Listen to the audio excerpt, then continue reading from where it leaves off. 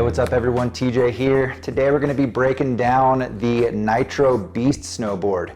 I'm going to go through all the tech and I'll tell you how it felt out on the mountain as well. Let's check it out.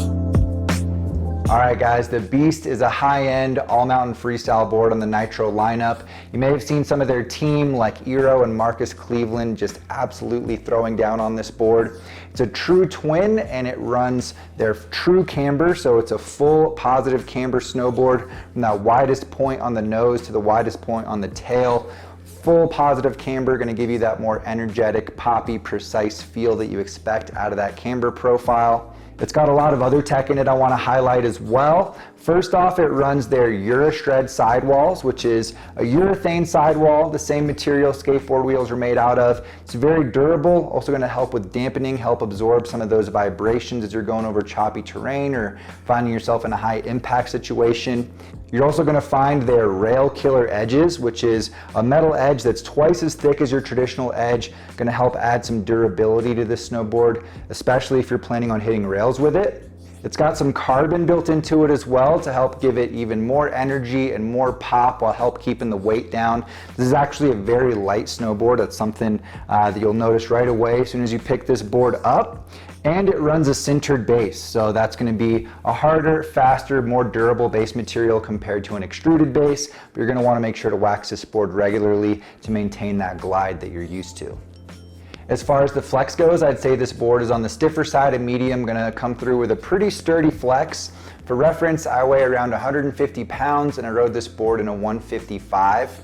Overall, I think it's a fairly aggressive feel. It's a pretty precise snowboard, but if you're an experienced rider, I think it's going to be manageable. You know, it's not as stiff as some of the other boards on the Nitro lineup, like the Super Team or the Pipe Dream, but it is going to offer a good amount of stability. It's going to have an energetic feel and overall pretty aggressive for a freestyle snowboard.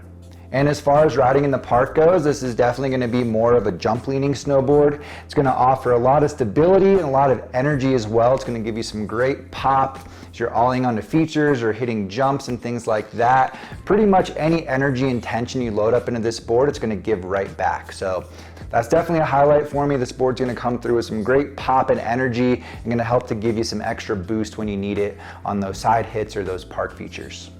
This is the board that Marcus Cleveland uses to ride jumps. So if you've seen him ride, you know that this is going to be a very capable snowboard. You can be confident hitting the biggest features in the park and know that this board has your back. If you land a little bit back seat, it's going to have this ability to help pull you through that and keep you riding into the next feature. And let's talk about butter tricks as well. I'm sure you guys have seen Marcus do those crazy knuckle hug tricks and all the crazy butter tricks that he's got dialed in, but this actually isn't a very buttery snowboard. You know, Marcus uses it more as a springboard to get into those tricks. Anytime you're leaning into the nose or tail, it's going to be fighting back to get back to flat. Any energy you put in this board, it's going to give right back to you. It's a very precise board and not going to make it super easy for those traditional butter tricks where you can just like lean into the nose or tail and get flex going.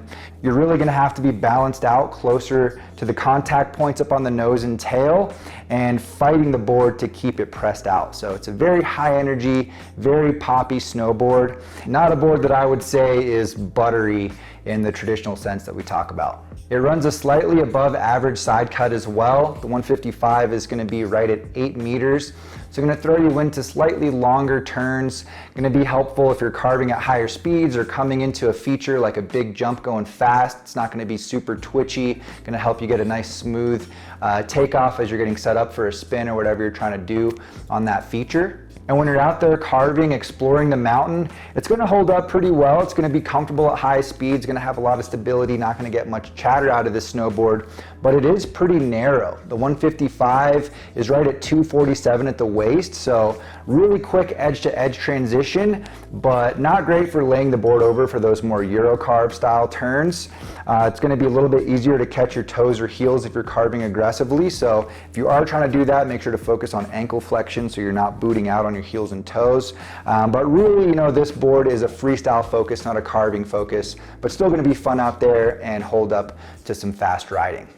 Overall, the Beast is going to be a great all-around freestyle board. You're going to be able to hit the biggest features in the park, but still going to be comfortable hitting those smaller features. It's going to hang on to rails if you get leaned out over the nose or tail. It's not going to flex and wash out on you. And I think the two biggest highlights I found are the stability and the poppy, energetic feel. This board's gonna have your back no matter what you're doing when it comes to freestyle riding. Gonna be fun riding any feature ranging from small all the way to the largest features in the park. A little bit more jump leaning and gonna be very capable exploring the rest of the mountain as well. So if you're looking for that high-end freestyle board that you can literally hit anything with, make sure to check out the Nitro Beast. I'll have it linked down in the description if you want to read a little bit more about it. And if you're a fan of this board, you've had a chance to ride it, let us know your thoughts down in the comments. You can leave any questions for me down there as well. I appreciate it, guys. If you got some value out of this video, make sure to drop a like, subscribe for more snowboard reviews, and I will see you guys in a new one next time. Later, guys.